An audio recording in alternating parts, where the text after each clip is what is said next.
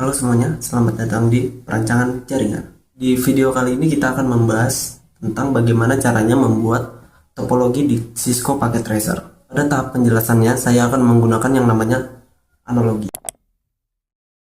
Tapi sebelum masuk ke cara pembuatan topologinya, kita akan menjelaskan dulu apa sih yang namanya topologi itu. Topologi jaringan adalah hal yang menjelaskan hubungan geometri antara unsur-unsur penyusun sebuah jaringan. Semisal pada rumah saya memiliki sebuah rangkaian jaringan yang terdiri dari TV, tablet, handphone, dan komputer saya yang terhubung pada satu switch pusat. Nah, semisal saya menjelaskan secara satu persatu, maka akan sulit. Namun jika saya memahami topologi jaringannya, maka saya akan mudah untuk memahami hal tersebut. Juga, semisal ada trouble pada suatu node atau suatu perangkat, maka saya akan mudah melakukan maintenance-nya karena saya sudah memahami struktur dari jaringan tersebut.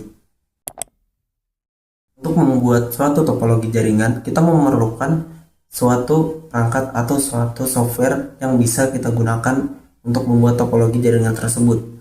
Pada komputer Windows, umumnya kita menggunakan yang namanya Cisco Packet Tracer. Jadi di Cisco Packet Tracer itu tersedia berbagai contoh perangkat seperti komputer, lalu kabel-kabel seperti koaksial, fiber optik, maupun LAN. Untuk melakukan konfigurasinya pun sangat mudah karena di Cisco Packet Tracer sudah disediakan fitur-fitur yang bisa digunakan untuk mensimulasikan sebuah topologi jaringan, baik dari port-port yang ada, atau kita juga bisa mengkostum PC kita ini ingin menggunakan port apa saja, semisal ingin menggunakan Ethernet dan lain-lain.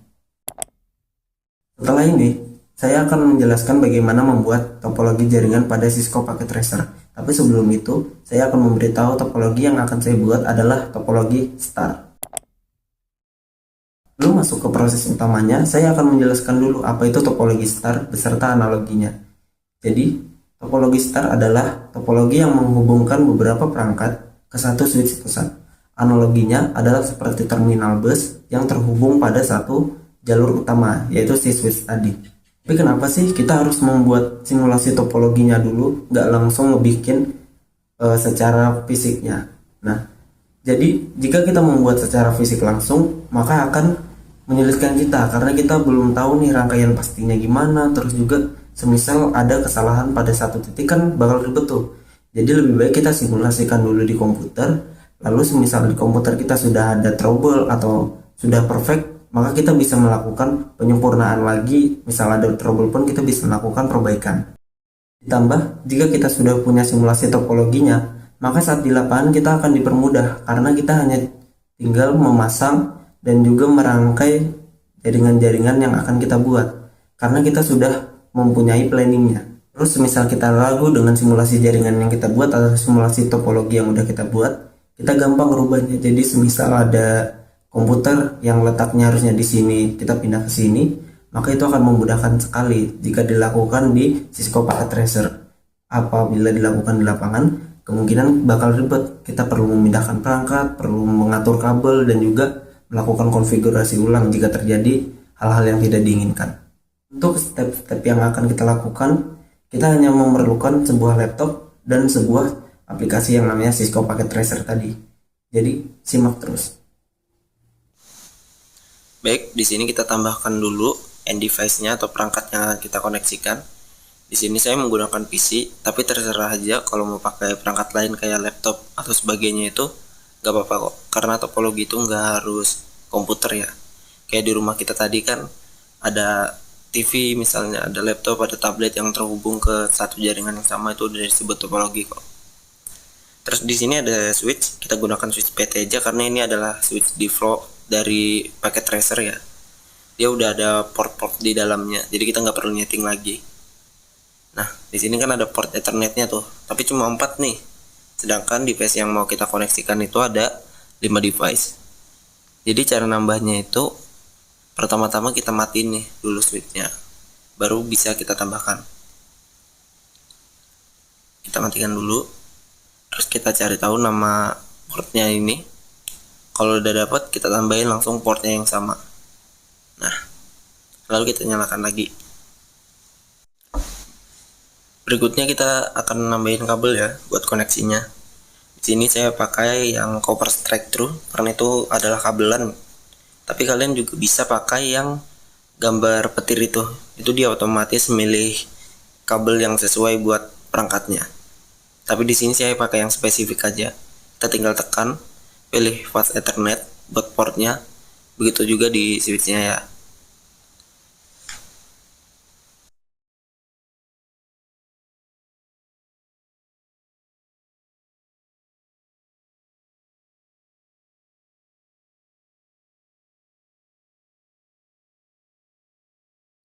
Berikutnya kita bakal konfigurasi IP-nya. Caranya kita tekan salah satu PC-nya, lalu kita pilih desktop, dan itu ada yang namanya IP configuration bagian kiri atas. Nah, di sini kan ada DHCP sama static nih. Saya akan jelasin dulu apa sih perbedaan dari DHCP sama static.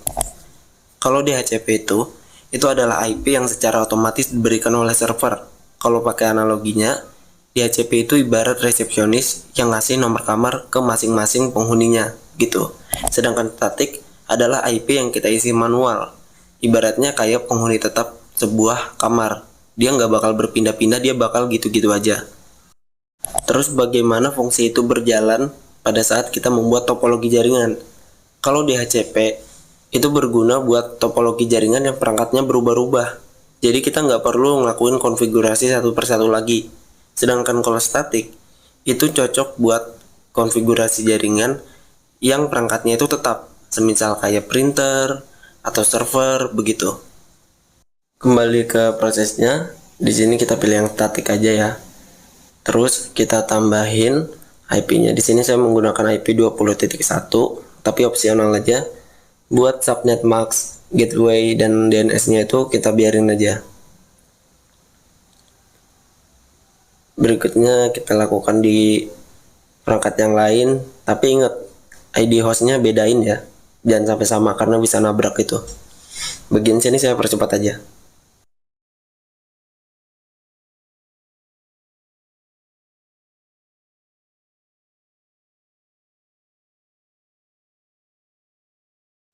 Kalau udah kita lakuin uji konektivitasnya ya, di sini kita buka menu desktop lagi, terus kita pilih command prompt. Nah, di sini command prompt-nya itu sama banget kayak di Windows, jadi nggak ada beda lah buat komennya. Kita cek IP-nya kayak IP config aja, itu sama komennya. Buat pingnya sama aja juga, kita tinggal ketik ping, terus spasi, kita masukkan IP dari perangkat yang bakal kita cek konektivitasnya. Misalnya di sini saya ingin coba koneksikan ke IP 20.4. Nah, ada tulisan reply yang artinya kita sudah berhasil mengoneksikan perangkat tersebut.